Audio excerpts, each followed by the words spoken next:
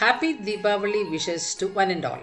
Among the countless festivals celebrated throughout the year that fills our lives with color and cheer, Deepavali always holds a special joy.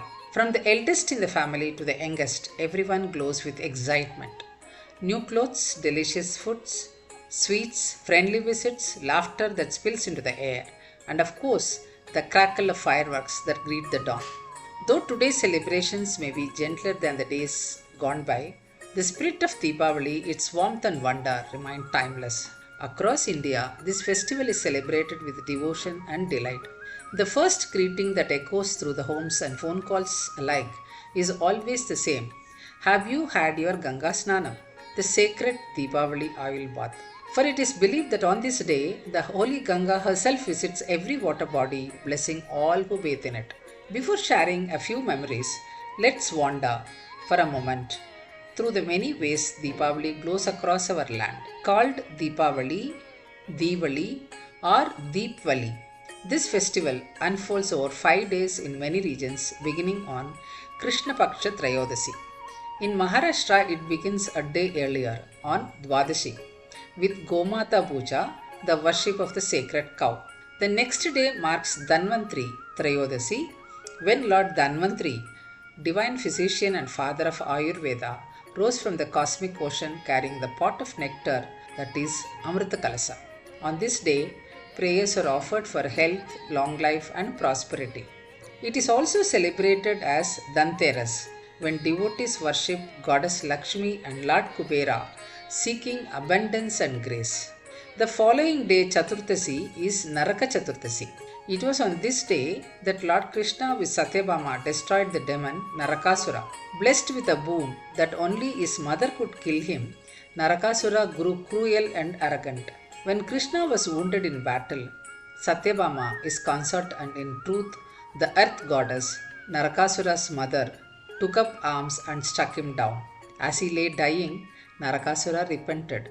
He asked that the day of his death be remembered not with sorrow but with joy, the triumph of light over darkness, virtue over vice, good over evil.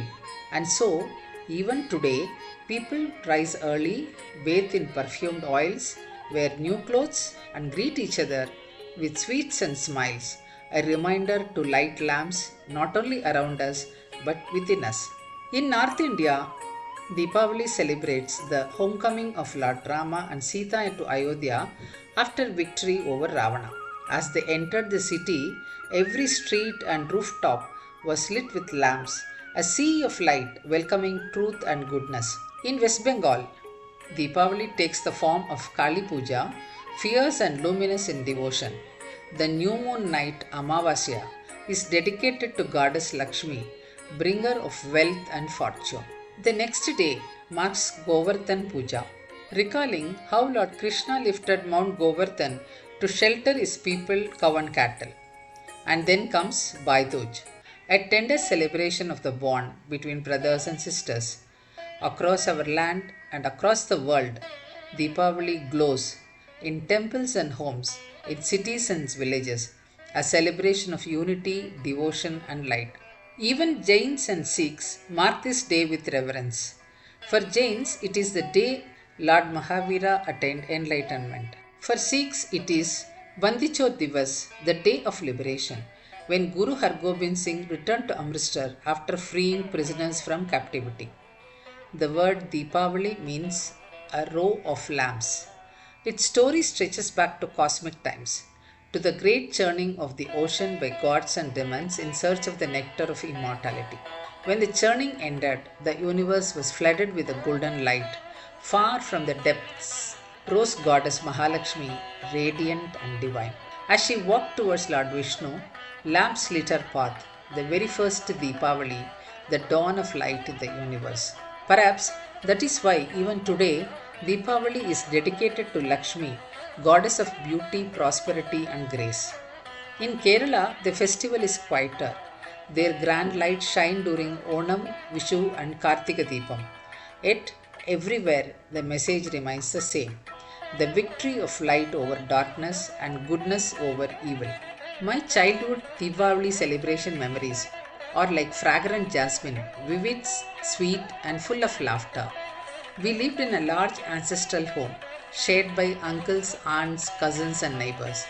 Days before the festival, my mother would begin her preparations.